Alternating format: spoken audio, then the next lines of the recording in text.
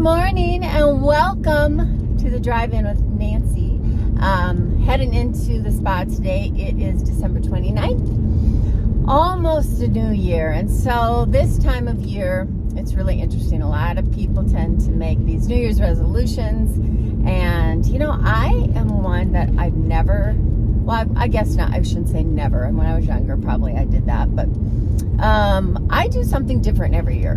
And I choose a word that I'm going to set my sights on, set my hope on when it comes to a theme, basically, of what I'm looking for God to do as I walk out what it takes to do it as well through His strength. But I pick a word. And the last few years, I've had a few different words. I'm trying to think. I believe expectation was a big one. Restoration was a big one a couple years ago, and I definitely saw God restore so many things in my life. And I haven't chosen my word yet for this year. Paul and I were talking about it a little bit, and I'm still praying about it and journaling and, during my God time in the morning. But I think it's either going to be love, which, love covers a multitude of sins, right? There's so much judgment in the world, so much division within communities, within relationships, within marriages, within, ex-husbands, ex-wives, all that stuff. And what I have seen happen over the last several years is God really uniting people in my life that through different decisions I made or different decisions they made really caused a separation, which caused a lot of pain. And so God definitely is restoring and uniting people in my family, and it's really been a beautiful, beautiful thing. But it hasn't been without His foundation of love. And my favorite, I have a lot of favorite scriptures, but really my life verse in what I would pray for my children all these years, and for people that, are really close to me, I would put their name in the scriptures, Ephesians 4:11 through 20. And the last verse of that, it talks about love, and that people would understand the depth and the width, just truly how much God loves them, because as we receive love and feel fulfilled and filled, we then have more love to give. And when I say love, I mean the kind of love that doesn't have expectations, that doesn't have, different rules, but really just to love people for who they are, not for what they're doing or how they're acting, but just loving them purely. And it's really difficult to love people, especially people that have hurt you, that have betrayed you, lied to you, all those things, right? We all could list a number of things. Well, they don't deserve, my love, or they don't, none of us deserve God's love, but we have it, and we have this unconditional love. And when we understand His grace and how much He loves us, we start to have this new kind of love, this fresh and refreshing kind of love for people. And He gives us the ability to love the unlovely, or the people that we think we could never, ever really love or care about. And that's something that I am praying for, especially in some situations in Paul's and my life. There's just a lot of pain, not between Paul and I, but, ex-relationships and things like that, it's been really difficult. Have you noticed that when someone is in extreme pain, they cannot feel anything but that pain? They can't feel for others' pain. I know, because I've been there. Praise God, I'm not there in this moment, but I know what it's like to be in such horrible pain, and you can't see outside yourself. You just can't. And so that's a hard thing. And the only way people survive that. A lot of people just give up. They give up. And, I was at that point in my life where I was just going to give up, and I prayed literally, God, just take me home. I can't handle the pain, right?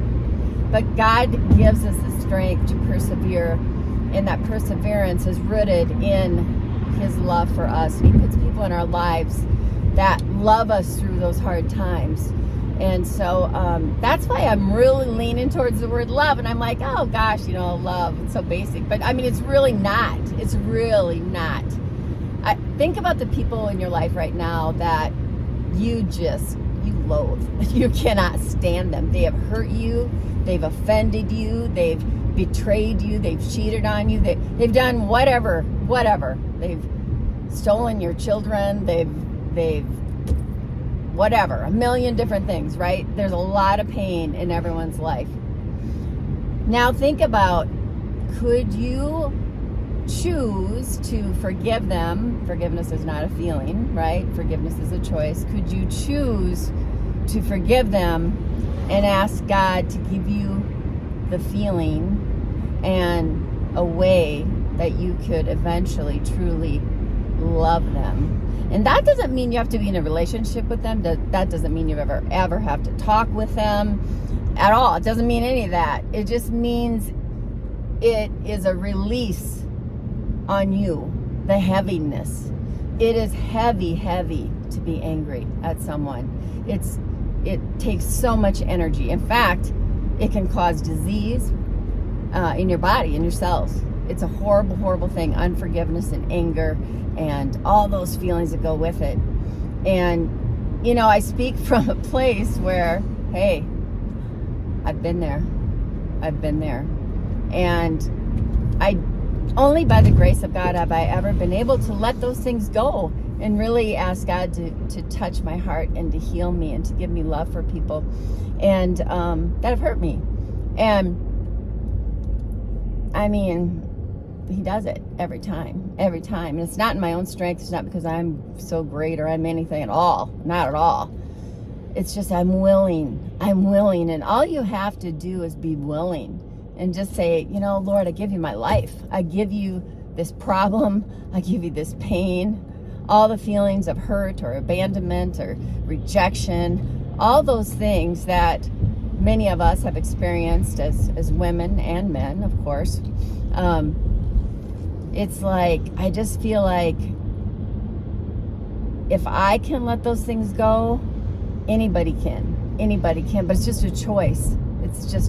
And so I want to encourage all of you today. I know I come on, I usually talk about health and wellness, anti-aging and everything, but I'm telling you the biggest thing regarding anti-aging is forgiveness, because carrying all that pain and harboring ill will in your body and your spirit, it shows up on your face. It does. It shows up in the lines on your face and the wrinkles, that heavy burden. It shows up in your continence of how you even walk into a room. And so I want to encourage you to let things go. Choose to forgive, just with the act of speaking that out, and allow God to come in and work in your life. Will you have some resistance? Will you have some turmoil going on? Sure you will. Find someone you can talk to. I think everyone should have a therapist. Everyone should. We all keep our friends longer and our relationships longer and healthier. And as you guys know, I am a coach. I don't ever claim to know everything, but in my many years of life, I've endured a lot of hardships and a lot of things, and I really love to help people. My calling, I believe, in life is to, share what I've been through in certain situations with people that need to hear it, and to be vulnerable. And I would love to help people not make the mistakes I've made, or to do some things that can exponentially increase their healing, so that they're not in their upper 50s, 60s, 70s, 80s, still holding on to the pain of whatever it may be, whether it was abuse as a child or as an adult. Maybe it's spiritual abuse. A lot of us have experienced spiritual abuse. What's that? Well, we can talk about that another day. So I just wanted to get on today to say it's a new year. It's time for a new you. It's time to lay down your cares, your burdens, your anger, your just all of that. I could go on and on. But even right now as you're watching this, what's in your spirit. God is speaking to you and saying it's time to let it go. It's time to let it go and to move on with your life and allow God to heal those areas and allow God to reconcile what He will. Only He can reconcile in your life, whatever that is. And so I want you to know that I am super, super blessed to be able to have a platform so that I can share things.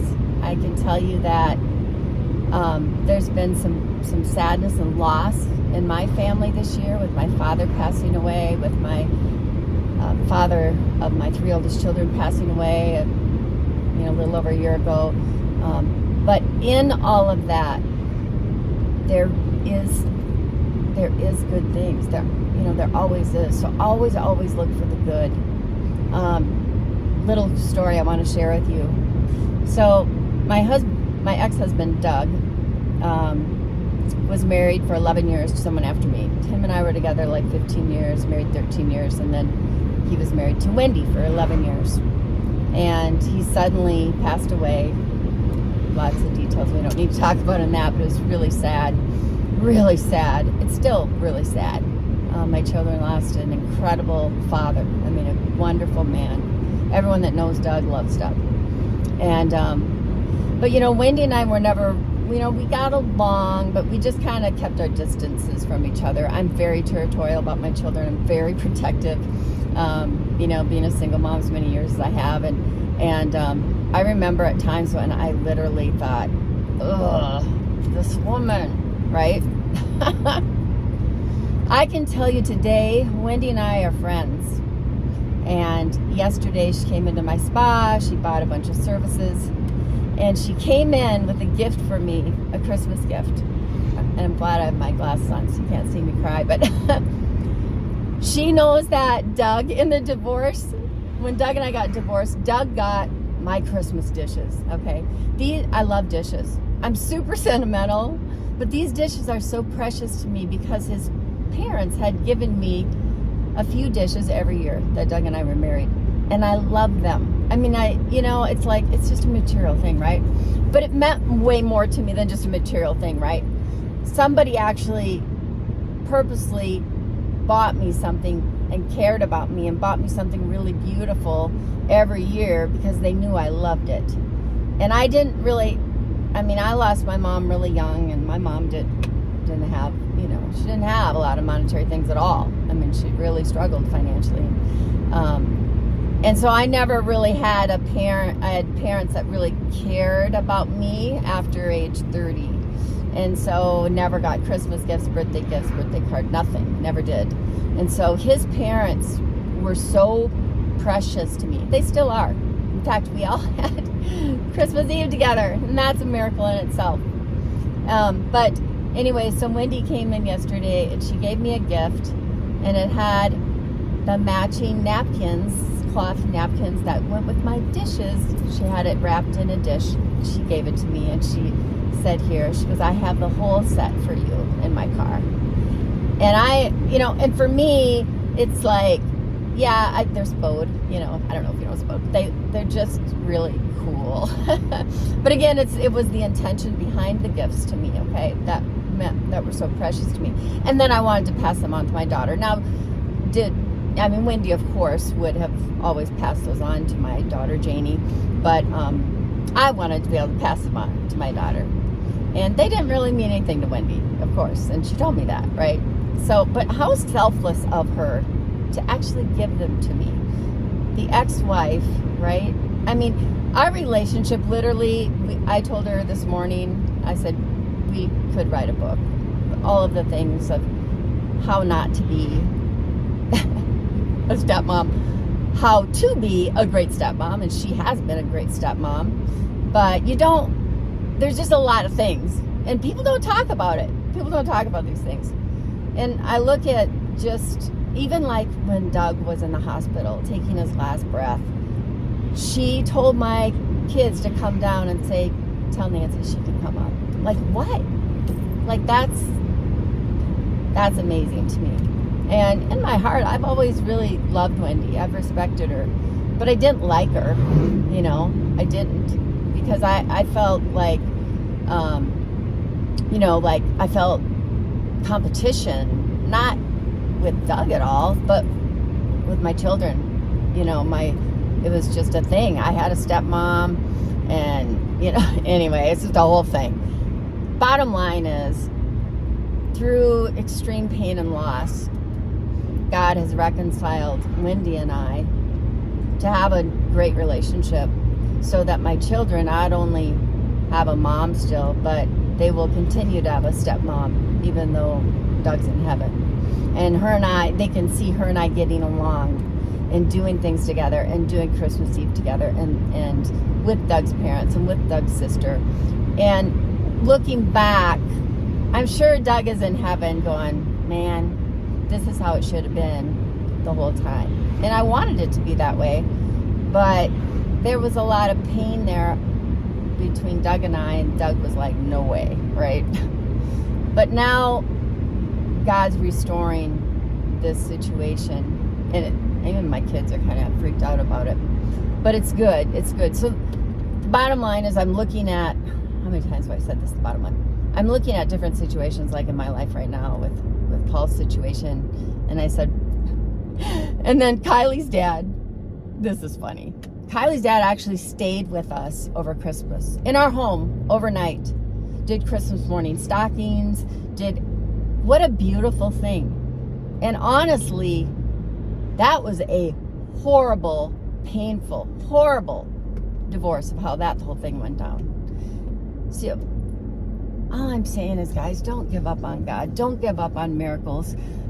Ephesians 3:20, God can do immeasurably more we hope, imagine, or dream of. Immeasurably more. He can take our mess and he can turn it into a message. But you gotta have hope, and you have to be able to have vision and speak it out. And if you don't have it, call me. I will speak life into your situation and speak vision. I tell Paul, I said, one day, his ex and him and me and all 10 of our children are going to be in a room celebrating whatever it may be, a birthday, a wedding, a Christmas, and we're all going to be kind to each other. And it's all going to be okay. And God's going to get the glory. And he's just like, yeah, right, no way. And you know what? I say, don't speak that, because I know what God can do.